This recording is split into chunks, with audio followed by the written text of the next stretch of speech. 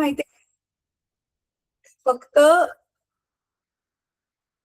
ह्याच्या लिंक्स टाकते, मॅथ्सचे जे सम्स आहेत ना त्याच्या लिंक्स टाकते मी. ठीक आहे, कारण तेच अवघड जातं. बाकी तर क्वेश्चन आन्सर्सचे पण तुम्हाला इंटरनेटवर स्वतः शोधल्यावर मिळतील. आणि हे काय म्हणतात आपलं, पुस्तकामध्ये तर आन्सर्स आहेतच ऑलरेडी.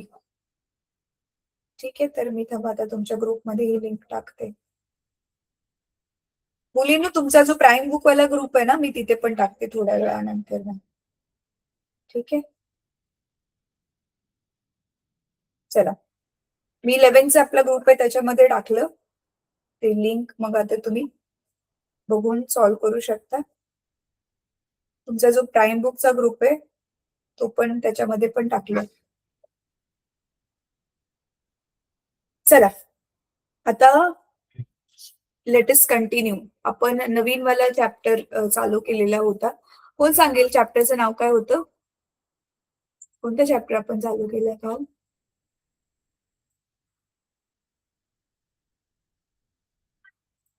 कोणतं चॅप्टर चालू केलं आपण काल? इलेक्ट्रोस्टॅटिक्स.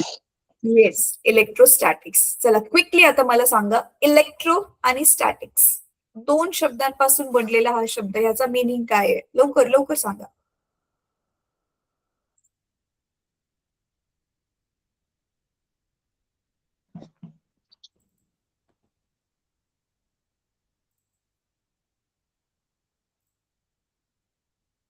कोणी पण सांगा, उत्तर चुकलं तरी इट्स ओके मुलांनो, ट्राय करणं गरजेचं आहे.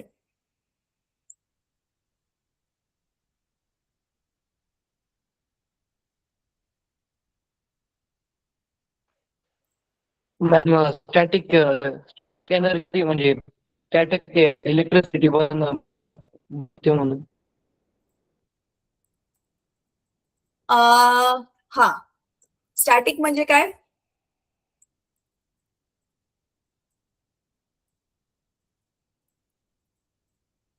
स्टॅटिक म्हणजे स्टॅटिक दोन निगेटिव्ह आणि पॉझिटिव्ह अट्रॅक्ट होता. हा, yes, static electricity means electric charges, आपला पॉझिटिव्ह चार्ज असो निगेटिव्ह चार्ज असो, तो एकाच ठिकाणी थांबलेला आहे, स्टेशनरी आहे, आणि म्हणून आपण त्याला म्हणतो इलेक्ट्रोस्टॅटिक. सेम वे काल आपण बघितलेलं इलेक्ट्रिक फील्ड काय असते, राईट? इलेक्ट्रिक फील्ड म्हणजे असं क्षेत्र, अशी जागा जिथे आपण हे इलेक्ट्रिक चार्जेसचे जो फोर्स आहे इलेक्ट्रिक, तोच अट्रॅक्शन रिपल्शनचा फोर्स आपण एक्सपिरियन्स करू शकतो त्या जागेमध्ये.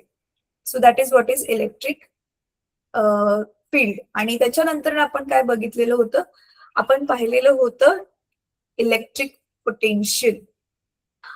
नॉर्मली बघा आपण म्हणतो ना की एखादा मुलगा असेल, विद्यार्थी असेल, त्याच्यामध्ये खूप पॉवर आहे. कसली पॉवर आहे की तो नवीन नवीन गोष्टी शिकू शकतो, त्याला जो टीचर सांगतोय तो करू शकतो. तर आपण नॉर्मली असं म्हणतो की अरे ह्याच्यात खूप पोटेन्शियल आहे. पोटेन्शियल म्हणजेच मराठीमध्ये क्षमता. तर इलेक्ट्रिक पोटेन्शियल म्हणजे काय? इलेक्ट्रिक चार्जेसचीच क्षमता. जे असं काल आपण बघितलेलं 5 व्होल्टचा सेल 1 व्होल्टचा असेल, है ना, आणि खूप साऱ्या सेलला मिळून आपली मग काय बनते? बॅटरी बनते. तर हा जो चॅप्टर आहे, तुम्हाला जर सुरुवातीपासून तुम्ही लक्ष देऊन ऐकला तर खूप छान समजेल. ठीक आहे, तर चला आता मी स्क्रीन शेअर करते आणि नॉन स्टॉप मुलांनो माझ्या बरोबर बोलत राहा. ठीक आहे,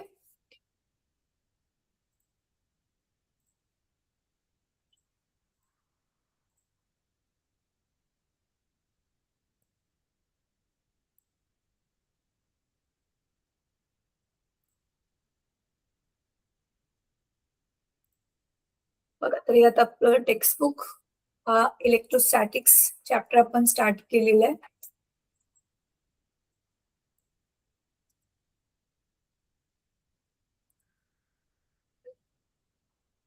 सो इथे इलेक्ट्रोस्टॅटिक मध्ये आता काय आहे? Electric charges. तर इलेक्ट्रिक चार्जेस काय असतात हे मी तुम्हाला ऑलरेडी काल एक्सप्लेन केलंय मुलांना. हे बघा, हे पॉझिटिव्ह चार्जेस, निगेटिव्ह चार्जेस, आपण ज्याला मराठीत म्हणायचो ना रे धन प्रभार, ऋण प्रभार, त्यालाच आपण इलेक्ट्रिक चार्ज इंग्लिश मध्ये म्हणतो. ठीक आहे. आता हे ऑलरेडी आपण बघितलंय की जो like charges repel each other, एकसारखे चार्जेस पॉझिटिव्हला जवळ आणले की ते रिपेल करतात, अपोजिट चार्जेसला जवळ आणले की ते अट्रॅक्ट करतात. ते हे सगळं इथे दिलेलं असेल. एकदा ह्याला वाचून काढा. ठीक आहे. आता ही वाली जी आहे ना, हे बघा, हे इलेक्ट्रोस्कोप. तर हे इलेक्ट्रोस्कोपचं basic properties of electric charge, additive nature of charge.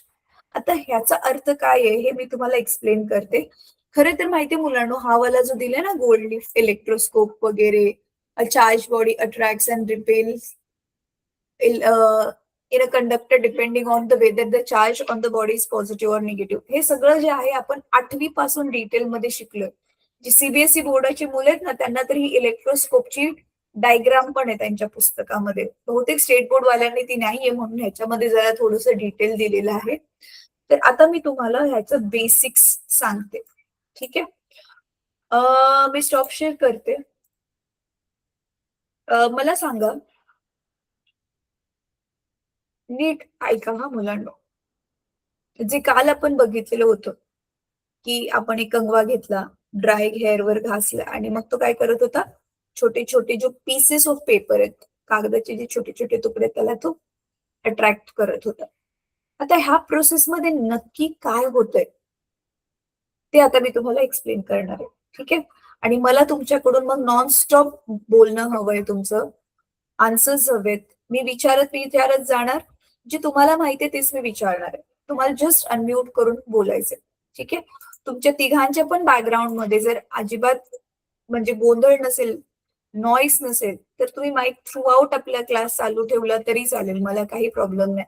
प्रत्येक वेळी ते बटन ऑन ऑफ करायची गरज नाहीये. ठीक आहे. तर चला, आता सगळ्यात आधी बघा मुलांनो, रब केल्यानंतरच चार्जेस सेपरेट होतात, आधी नाही होते. असं का बरं? हिवाळ्यामध्ये पण बघा, आपण कपडे बदलताना किंवा असं नॉर्मल पण कपड्यांमध्ये असं आवाज येतो.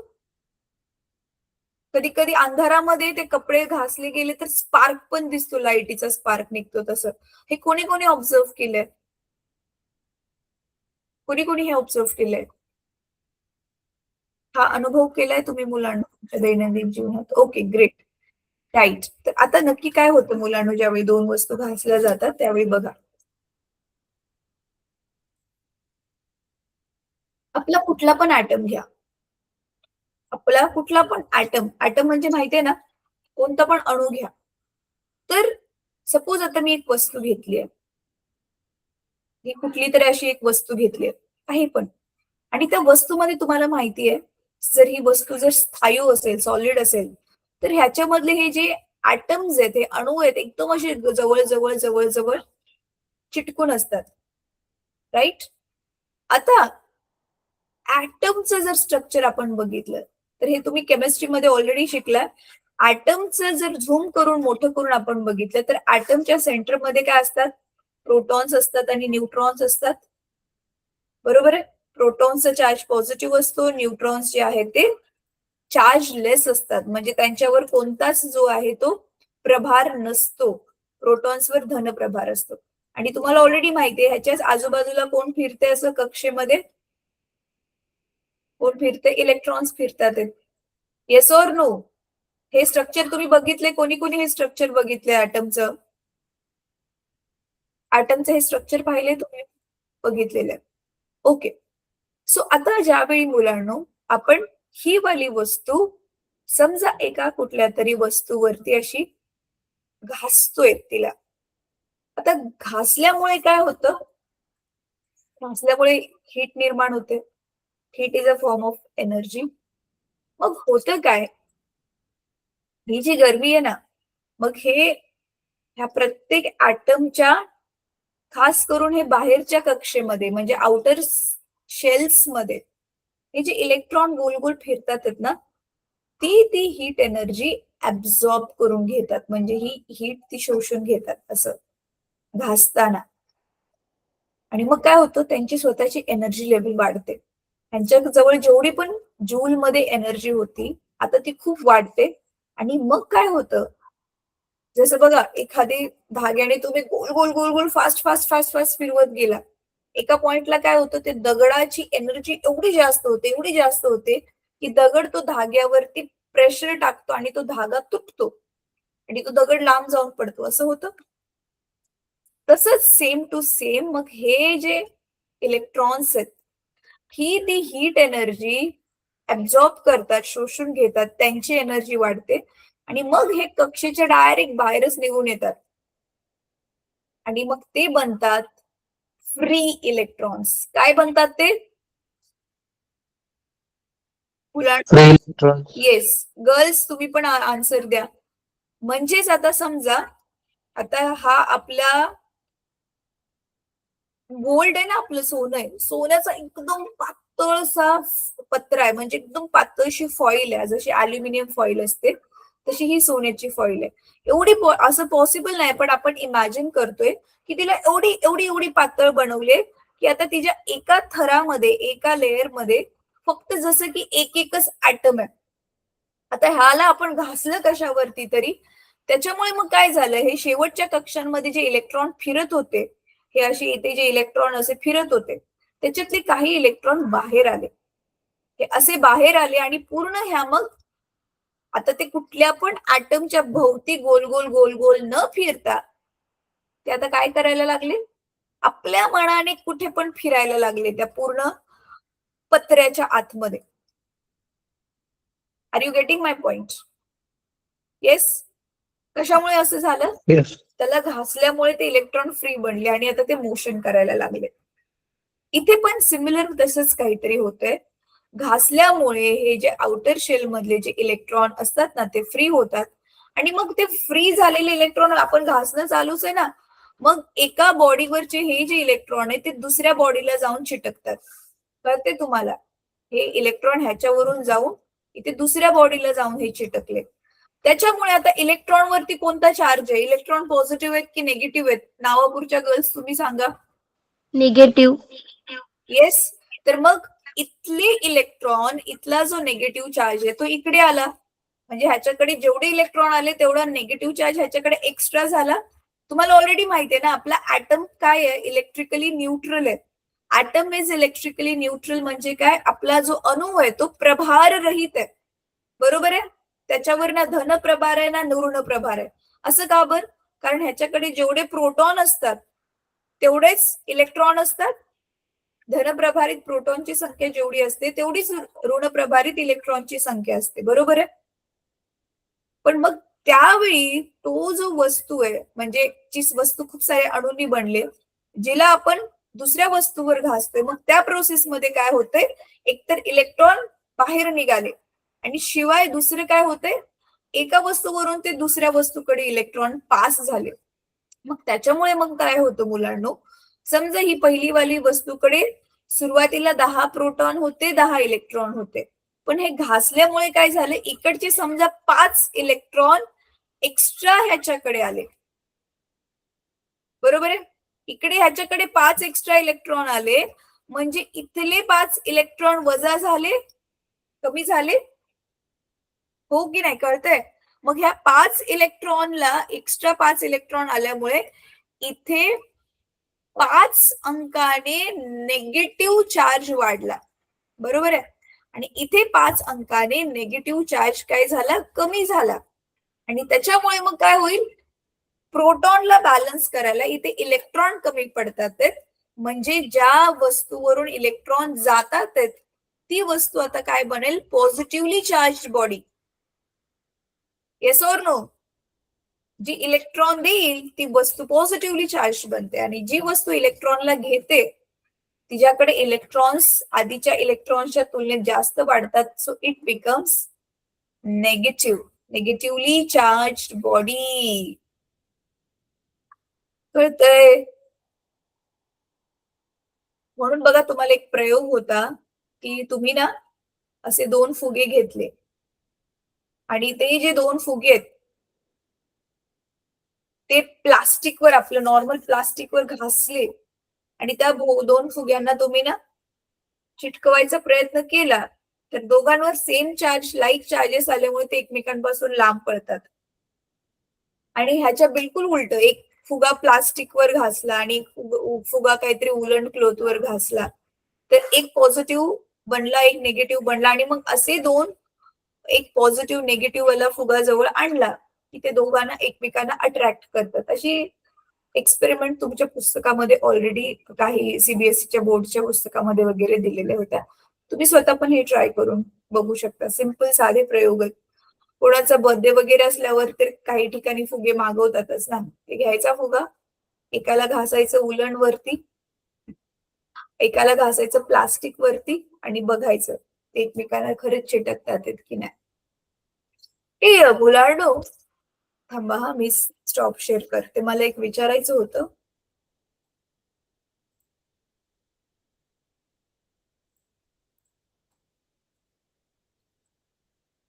तुमच्यापैकी अशा देवस्थानी कोणी गेले का जिथे बघा ते पैशाचा कॉइन ना असं भिंतीला चिटकवतात आणि काही जी विश मागायचे ते मागतात. ओके. आता तुम्ही सांगा बरं मला, त्याच्या मागे काय लॉजिक असेल की लोकांना चमत्कार वाटतो, अरे नुसतं काय आपण ते गम वगैरे काही चिकट पदार्थ नाही वापरलं तरी पण तो कॉइन भिंतीला चिटकला. बेटा आता ज्याने हात रेज केलेला, तुला काय वाटतं ह्याच्या मागे काय लॉजिक असेल सांग बरं, सायन्स काय असेल? आपली सायन्स अंधविश्वासावर विश्वास नाही करत. आपण लोकांना कारण देतो की असं का झालं, त्याचं लॉजिक काय आहे मागे हे समजवतो. तर का बरं असं झालं? जस्ट ते पैशाचा कॉइन घेतात, भिंतीवर थोडासा घासतात आणि मग तो कॉइन चिटकून जातो. गम नाही लावलाय, फेविकॉल नाही लावलंय तरी पण चिटकून जातो. असं का होतंय कोण सांगेल?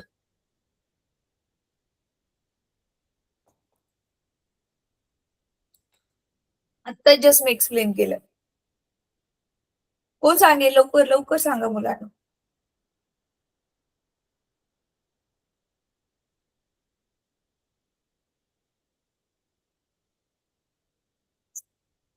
मी एकटीच बडबड करू का रे? सांगा ना प्लीज.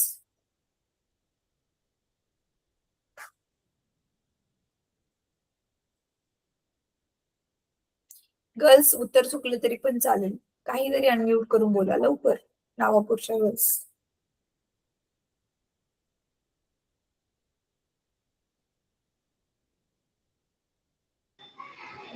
हा सांग सांग बेटा सांग, अनम्यूट करून सांग, चुकलं तरी चालेल. मैम हमारे हॉस्टल पर लाइट गई है तो बहुत हवा चल। अच्छा, मेरी आवाज तो आ रही है ना लेकिन आप लोगों को? Yes ma'am. अच्छा, ये तुम लोगों को मराठी समझ में आता है ना अच्छे से?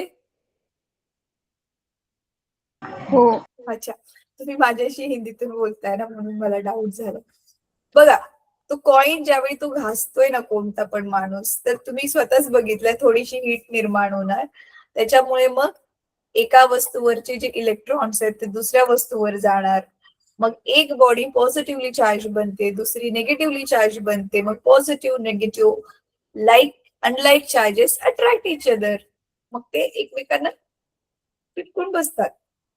सो ते काय मॅजिक नाहीये, ते सायन्स आहे. आपण आता कोणाची भावना खूप एकदम मनापासून देवाकडून मागतात तर मग ती पूर्ण होते. पण तो कॉइन चिटकला म्हणून ती पूर्ण झाली अशातला भाग तो नसतो.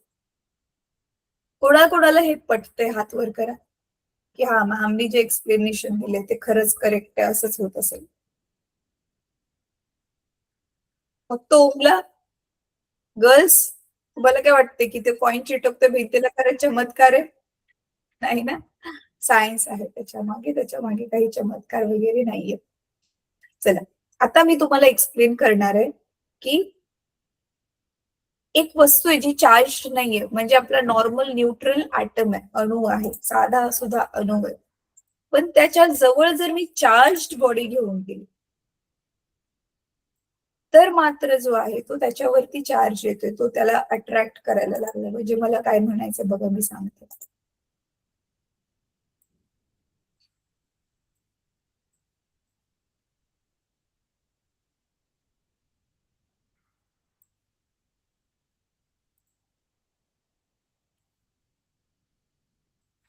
चला, जसं की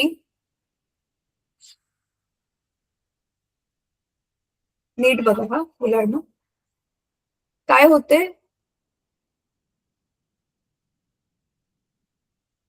सपोज ही एक माझी ना जी बॉडी आहे ही अनचार्ज म्हणजे काय, ह्याच्यावर पॉझिटिव्ह निगेटिव्ह कुठलाच प्रभार नाहीये. म्हणजे काय आहे, ह्याच्यामध्ये positive negative charges equal in numbers आहेत. जो आपला म्हणतो ना ॲटम इज न्यूट्रल, म्हणतो ना ॲटम इज इलेक्ट्रिकली न्यूट्रल, त्याच्यावर ना पॉझिटिव्ह चार्ज आहे ना निगेटिव्ह चार्ज आहे. ते अशी अनचार्ज वाली बॉडी आहे. अशी अनचार्ज वाली बॉडी असल्यामुळे त्या बॉडी म्हणजे प्लस मायनस हे जे चार्जेस आहेत ते इक्वल असणार आहेत. जेवढे सेंटरमध्ये प्रोटॉन तेवढेच निगेटिव्हली चार्ज इलेक्ट्रॉन्स अवतीभोवती फिरतात. तर मग ही अशी अनचार्ज बॉडी जवळ आता मी काय केलं, आपली ही जी रिफिल असते ना पेन मधली साधारणशी प्लास्टिकची रिफिल रे, तर ती रिफिल काय केली, प्लास्टिकच्या पेपरावरती खूप छानपैकी अशी घासली तिला त्या रिफिलला. तर मग काय झालं, मग आपल्याला ऑब्झर्व करायला मिळतं, मग ती जी प्लास्टिकची रिफिल घासली मग ती चार्ज बॉडी बनली. समजा आता आपण इथे ती रिफिल आणली, आता नीट बघा किती वंडरफुल आहे. समजा तर ही रिफिल जी आहे ही चार्जिंग करून करून काय बनली, निगेटिव्ह.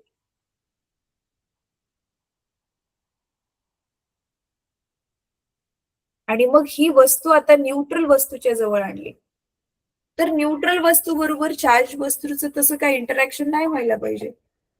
पण शोध हा लागला की अनचार्ज बॉडी जी आहे ती आपोआप काय होते,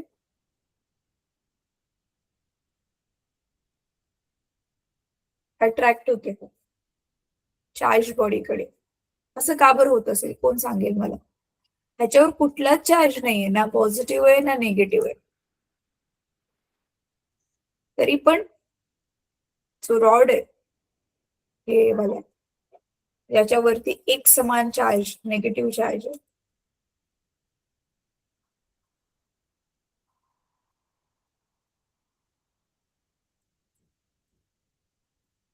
त्याच्याकडे ती वस्तू अट्रॅक्ट होते. का बरं असं होत असेल, कोण सांगेल मला.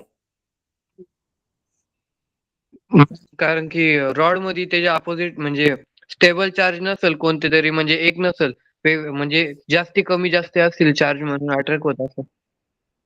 हा, तर अर्धवट आन्सर जे ओमने सांगितलेलं लॉजिक तसंच आहे मुलांनो. तुम्हाला माहिती इथे काय होतंय, आता नीट ऐका. हा जो शब्द आता मी वापरणार आहे तो तुमच्यासाठी जे आहे ते खूप महत्वाचा तो शब्द आहे.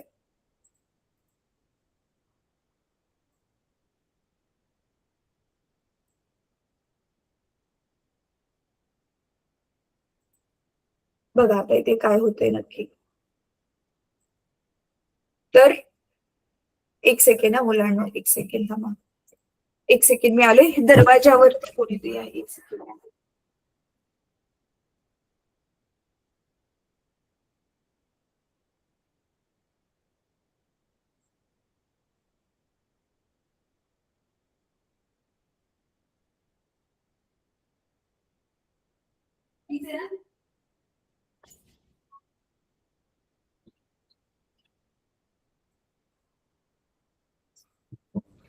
हा झालं. तर आता नीट बघा मुलांना, होतंय काय, सपोज आता ही माझी न्यूट्रल बॉडी आहे. न्यूट्रल बॉडी आहे म्हणजे काय, ह्याच्यामध्ये जेवढे प्रोटॉन्स आहेत तेवढेच इलेक्ट्रॉन्स आहेत, right. Positive negative charge equal आहे, म्हणून तर ही बॉडी अनचार्ज आहे ना, काहीच प्रभार नाही हिच्याकडे. आता समजा मी हिच्या जवळ घेऊन आली पॉझिटिव्हली चार्ज बॉडी,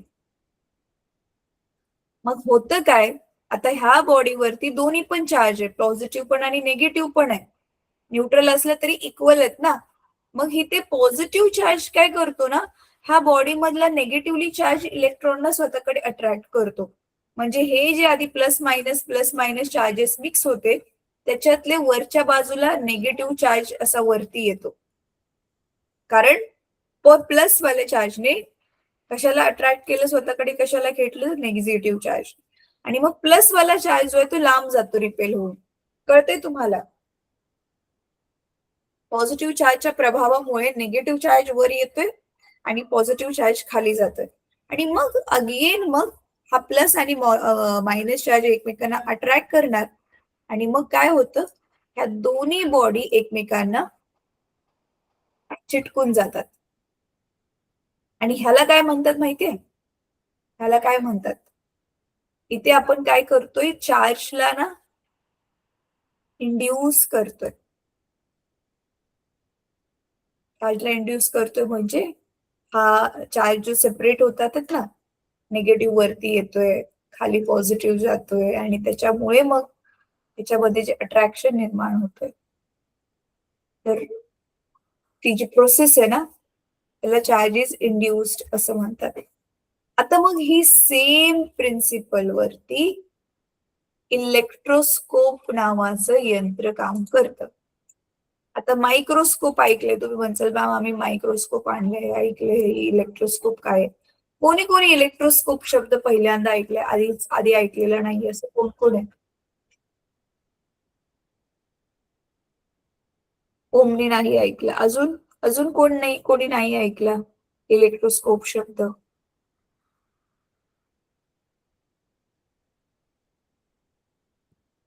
तुम्ही तुमच्या कॉलेजमधल्या प्रयोगशाळेमध्ये व्यवस्थित जर ऑब्झर्व केलं असेल तर मुलांनो, दिस इलेक्ट्रोस्कोप इज व्हेरी कॉमन.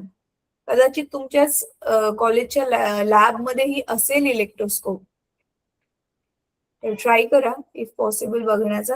आता तुमच्या पुस्तकामध्ये जी इलेक्ट्रोस्कोपची आकृती काढली आहे ना, तीच तुम्ही अशी काढून प्रॅक्टिस करा.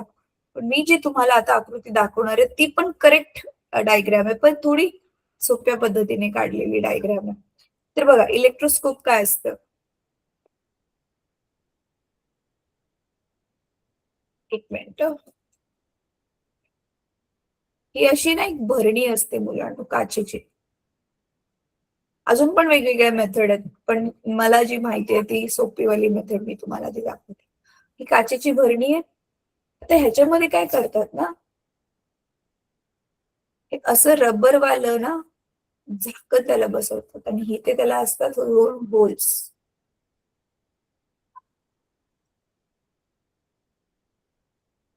मग हे दोन होल्स कशासाठी आहेत?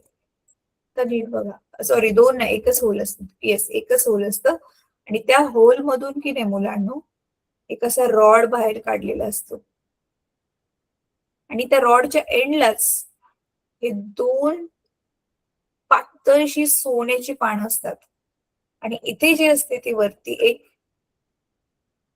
अशी डिस्क असते. ही झाली मग इलेक्ट्रोस्कोप. तर म्हणजे आता हिचा वापर काय? इलेक्ट्रोस्कोप जवळ पॉझिटिव्ह चार्ज बॉडी आणली,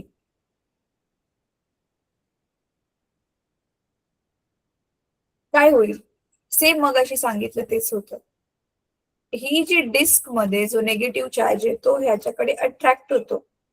बेसिकली इलेक्ट्रोस्कोपचं काम काय माहितीये मुलांनो? दिलेली बॉडी ती चार्ज बॉडी की आपली सिंपल साधी बॉडी ते शोधून काढणं, हे इलेक्ट्रोस्कोपचं काम. इलेक्ट्रोस्कोप ने एकतर आता काय केलं,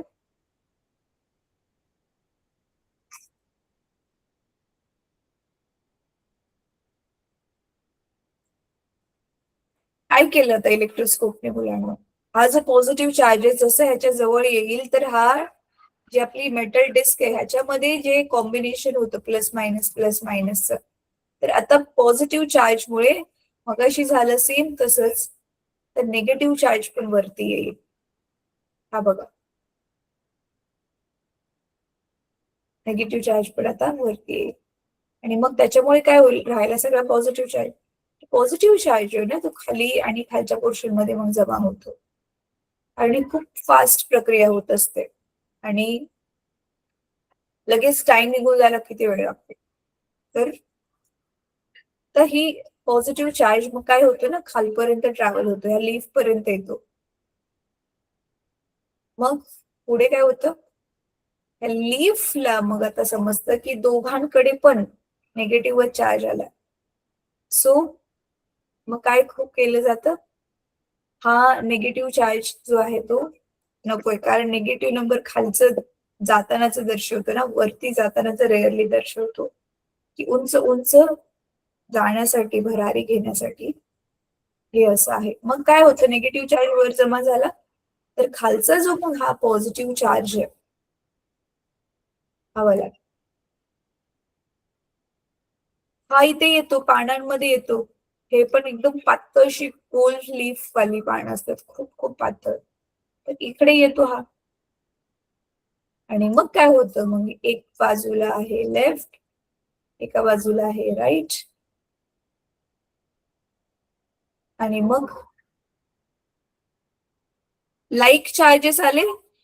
लाईक चार्जेस काय करतील, एकमेकांना रिपेल करतील. तर ही जी पानं आहेत ती ऑलरेडी नॉर्मली अशी होती, त्यांच्यामधून करंट जायला लागलं त्यावेळी ती जॉईंट झाली, आणि हा करंट जाणं बंद झालं तर हळूहळू ती काय व्हायला लागली, ओपन व्हायला लागली. म्हणजे लाईक चार्जेस निर्माण झाल्यामुळे दे आर व्हॉट, आणि like charges repel each other, म्हणून ते जे जोडलेली जे पानं होती गोल्डची ती अशी ओपन झाली. This is what is the functioning of electroscope. काय आहे हे, कशाचं फंक्शनिंग आहे, कशाचं फंक्शन आहे, कशाचं कार्य आता बघितलं मी, कशाची आकृती काढली आहे,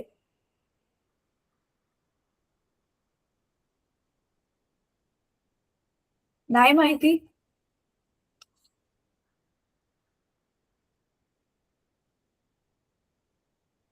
मॅम हा बेटा, मॅम आमच्याकडे वादळी वातावरण आहे, आवाज डिस्कनेक्ट होत आहे. अच्छा बरं ठीक आहे बेटा, थोड्या वेळात आता आपण ना मीटिंग संपवणारच आहे, जेवढा वेळ थांबू शकता तेवढं थांबा, ठीक आहे. ओके. मला वाटतं बघ आपण 9:15 संपू मीटिंग, ठीक आहे. हो. म्हणजे आता 5-7 मिनिटं राहिलेत. तर मग हे जे दोन फॉइलचे जे दोन आहेत ते रिपेल होतात. मग त्याच्यावरून मग आपल्याला काय कळतं, की ही जी बॉडी ही साधारण बॉडी नाहीये जवळ आणलेली, ही चार्ज्ड बॉडी आहे. आता ही जी इलेक्ट्रोस्कोप हे इन्स्ट्रुमेंट आहे ना मुलांनो, ह्याचा एक ड्रॉबॅक आहे. ड्रॉबॅक काय असतं, म्हणजे तिची एक मर्यादा आहे, तिची एक कमजोरी आहे. काय, की ही बॉडी चार्ज आहे की अनचार्ज आहे हे तर ही सांगू शकते, पण ह्या बॉडीच्या वर कोणता चार्ज आहे, प्लस चार्ज आहे मायनस चार्ज आहे, ती हे इलेक्ट्रोस्कोप नाही सांगू शकत. ठीक आहे, कळलं इलेक्ट्रोस्कोप कसं काम करते.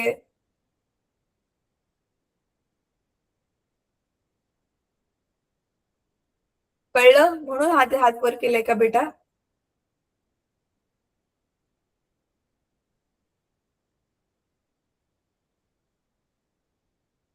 Yes ma'am.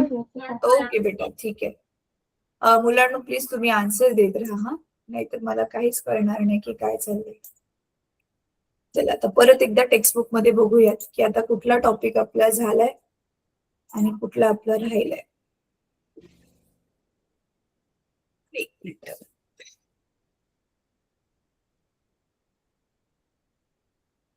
तर बघा, हे ऍडिटिव्ह नेचर म्हणजेच एका डायरेक्शन मध्ये सगळे असले काम करणारे, तर आपण त्या सगळ्यांना ऍड करू. ऑब्व्हियसली जे फॉर्म्युला आहे, जे युनिट आहे ते सेम टू सेम पाहिजे, तेव्हाच आपण ऍड करू शकतो.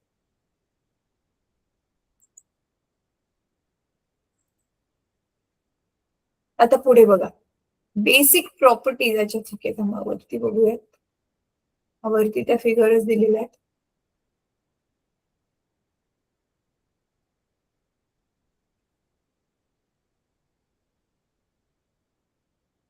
तर हे इलेक्ट्रोस्कोप काय आहे ते आपण बघितलं, हे वाला पॅरेग्राफ हे झालं आपलं. आता पुढे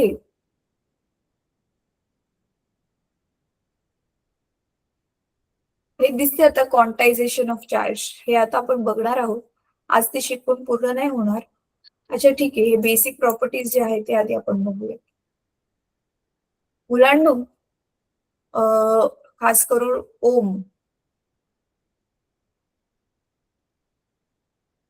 ओम प्रथमेश जॉईन झालं की नाही काय माहिती. तर आता क्वांटाईज करणं, चार्जला क्वांटाईज करून ठेवणं काय असतं कोण सांगेल मला?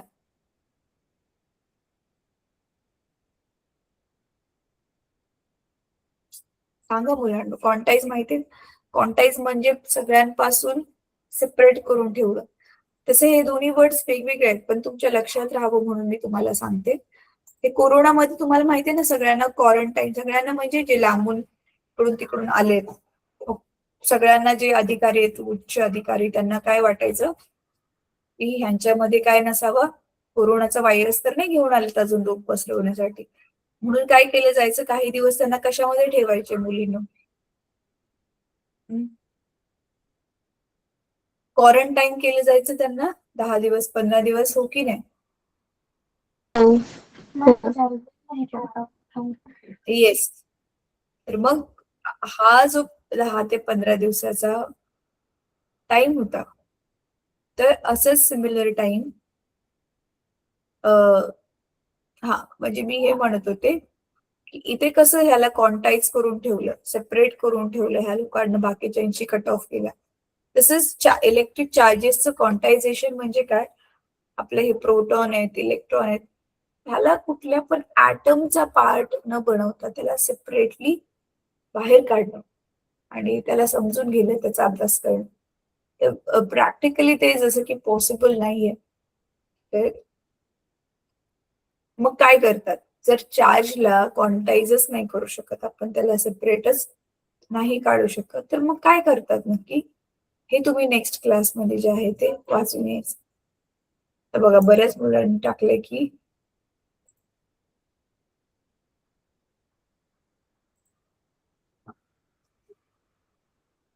झालं, आता आपण 2-4 मिनिटच घेऊ, 3च मिनिटं मग संपू क्लास मुलींनी. ठीक आहे, तोपर्यंत थांबा. 1 मिनिट, मी चुकीची स्क्रीन शेअर केली चुकून.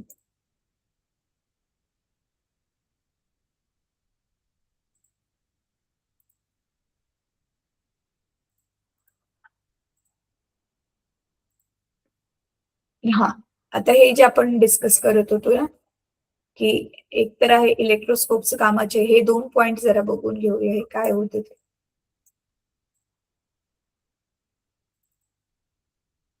It is interesting to compare the additive property of charge with that of mass. Additive property of charge म्हणजे किती चार्ज आहे टोटल. पॉझिटिव्ह चार्ज आहे समजा Q1 नाव दिलं, देन नेगेटिव्ह चार्ज आहे समजा त्याला Q2 नाव दिलं, आणि मग ह्यांचं मिक्स करून जे ओव्हरऑल आपल्याला बेरीज वजाबाकी जी पण काय मिळते, तेच आपण काय करतोय, कम्पेअर करतोय. मग तेच बघा, additive, it is interesting to compare the additive property of charge with heat that of mass. मासची जेवढी हीट आहे त्याच्याशी आपण कम्पेअर करणार आहे. मुलांना तुम्हाला हे माहितीये, हा एक्सपेरिमेंट माहितीये का? काही वस्तू, काही मूलद्रव्य आपल्या आसपास असे असतात की ज्याने काय होतं, ज्याने काय होतं की डिरेक्टली ती ना सॉलिडचं गॅसमध्ये कन्वर्ट होतात, थोडंसं हीट त्यांना मिळाली. जसं की आपला कापूर असतो, अगरबत्ती असते, त्याच्यानंतर अजून काय असतं, अजून काय असतं जिसची गोष्ट ती जी डायरेक्टली सॉलिडचं गॅसमध्ये कन्व्हर्जन होते, असं आहे अजून एखादी कोणती गोष्ट?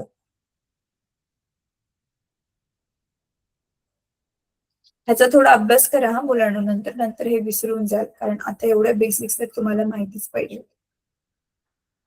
बरं ठीक आहे, तर क्वांटायझेशन करणं म्हणजे चार्जला एकदम वेगळं काढून ठेवणं. त्याचा जो ऍटम आहे, पेरेंट ऍटम जसं आपण म्हणू शकतो, ज्याच्यापासून हा छोटावाला बनलेला होता, तर त्याच्या तुलनेत या इंडिव्हिज्युअल एका ऍटम कडे जे आहे ती बरीच आहे. चला ठीक आहे, आता 9:15 वाजलेत, तर इथे आपण क्लास संपूया. मुलींनो, आता ते तुमच्या हॉस्टेल मधल्या दुसऱ्या मुलीच्या डिस्कनेक्ट झालेत, लिव्ह झाले त्यांची मीटिंग, त्यांच्या बरोबर हा फक्त होमवर्क तरी शेअर करा, म्हणजे अर्जंट बेसिस वरतील तर ते करते. Okay ma'am. ठीक आहे. तर हा क्वांटायझेशन हे वाचा जरा तुम्ही. आपण ह्याला पुढे अजून कंटिन्यू करू. उद्या नाही, आता डायरेक्ट मला वाटतं आपला उद्या शुक्रवार आहे ना. हा, उद्या क्लास आहे. उद्याच्या क्लासमध्ये आपण ह्याला कंटिन्यू करूया. Okay ma'am. ठीक आहे. तर चल, आय होप तुम्हाला समजलं आज जे शिकवलंय ते. Yes ma'am. आपण रेकॉर्डिंग थांबवूया.